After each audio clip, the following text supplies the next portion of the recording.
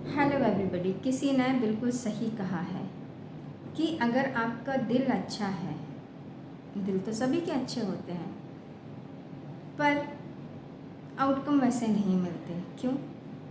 क्योंकि कहीं ना कहीं हमारी सोच उस रिज़ल्ट को अफेक्ट करती है। तो दिल और दिमाग का अगर बैलेंस सही हो तो हमको रिज़ल्ट भी वैसे ही मिलते हैं। तो आज मैं बात करना चाह रही हूँ आपसे कि कम बोलना हमारे स्वास्थ्य के लिए, हमारी ज़िंदगी के लिए कितना इम्पोर्टेंट है। देखिए, भगवान ने भी हमारी जो टंग है उसमें बोन नहीं है, मतलब उसमें हड्डी नहीं दी है ना। क्यों? क्योंकि उनको भी कठोर शब्द पसंद नहीं है। इसलिए जब हम बातें करते हैं या कहीं भी कुछ भी बोलते हैं तो हमें कैसे बोलना है ये हमें पता होना चाहिए।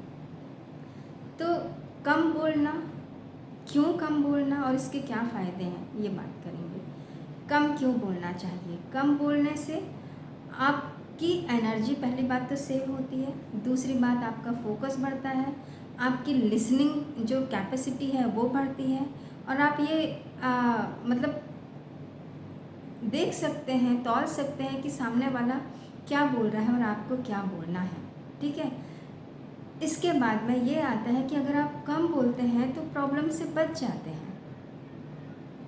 देन जब आप कम बोलेंगे और एग्जैक्ट बोलेंगे जो बोलना चाहिए तो आपकी वैल्यू भी बढ़ती है।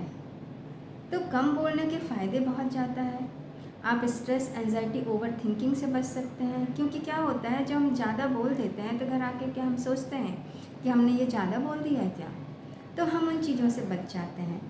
तो हमें ये चीज़ याद रखना है, कम बोलें, ज़्यादा सुने, क्योंकि जो ज़्यादा सुनता है वो एक अच्छा एनालाइज करके आउटकम, मतलब अपनी बातों को रख सकता है। बट हाँ, ये भी आपको जानना ज़रूरी है कि आपको अपनी बात रखना ज़रूरी है, लेकिन बात रखने के लिए बहुत ज़्यादा बोलना ज़रूरी नहीं है। अगर आप बहुत ज़्यादा बोलते हैं तो कहीं ना कहीं आपको एक समय के बाद लोग सुनते नहीं हैं। ओके, या बहुत कम भी बोलते हैं तो आपको फिर लोग इग्नोर करना शुरू कर देते हैं। तो ये जो ज़्यादा बोलना और बिल्कुल कम बोलने के बीच का जो गैप है वो आपको समझना होगा। आपको ये भी समझना होगा कि आपका बात करने से कितने लोग को अच्छा चीज़ मिलेगा, लाइक वो कितनों की ज़िंदगी को या कौन सी प्रॉब्लम को सॉल्व कर सकती है। ठीक है। और वो कितना आपका बोलना कितना इम्पॉर्टेंट है।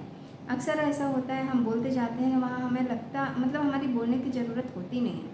तो ये चीज़ें जब हम बातों को सुनते हैं, समझते हैं, हमारी अंडरस्टैंडिंग बढ़ती है, हम चीज़ों को तौल के बोल पाते हैं, समझ के बोल पाते हैं, तो ये बहुत ज़रूरी हो जाता है कि अगर हम इतनी सारी प्रॉब्लम से बच रहे हैं, क्योंकि ज़्यादा बोलने से कभी ना कभी कभी ऐसा भी होता है कि मिसअंडरस्टैंडिंग क्रिएट हो जाती है। तो उन सभी से बचने के लिए सुनना ज़्यादा है, बोलना उतना ही है जितना ज़रूरी है, क्योंकि आप अपनी एनर्जी से सेव करेंगे, टाइम बचाएंगे, आपकी प्रोडक्टिविटी बढ़ जाएगी, आप लोगों में अंडरस्टूड है कि पॉपुलर भी हो सकते हैं और होंगे ही, क्योंकि आप जब बोलेंगे तो वो चीज़ें बोलेंगे जो लोगों को लगेगा नहीं यार, इससे एक बार ज़रूर पूछ लेना चाहिए।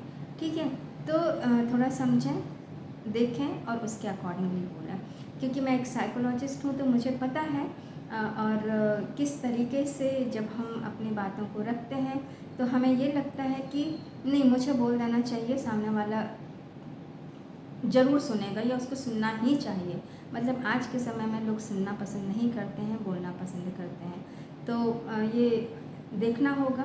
आप बहुत सारी प्रॉब्लम से बच सकते हैं अगर हमें अपना घर चलाना है, स्मूथ चलाना है, अगर हमें ऑफिस में अच्छी सर्विंग करनी है, कहीं भी किसी भी एरिया में हम काम कर रहे हैं या घर में हैं या हम फ्रेंड्स के बीच में हैं, तो हमें ये बात ज़रूर ध्यान रखना चाहिए कि हम क्या बोलें, कैसे बोलें, किस तरीके से अपनी बातों को रखें। फ्रेंड्स के बीच में मजाक करना तो बहुत आसान होता है, लेकिन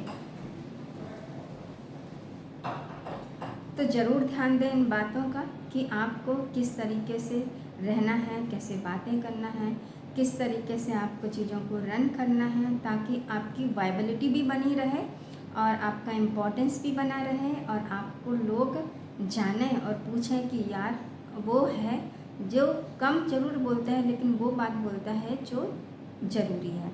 तो इस बात का ध्यान रखें, प्रॉब्लम को सॉल्व करें, प्रॉब्लम को बढ़ाएं ना, क्योंकि बहुत ज़्यादा बोलने से मिसअंडरस्टैंडिंग अक्सर हो जाती हैं, चुप रहने से भी हो जाती हैं। तो इसीलिए चीज़ों को समझना बहुत ज़रूरी है। Have a good day, thank you so much.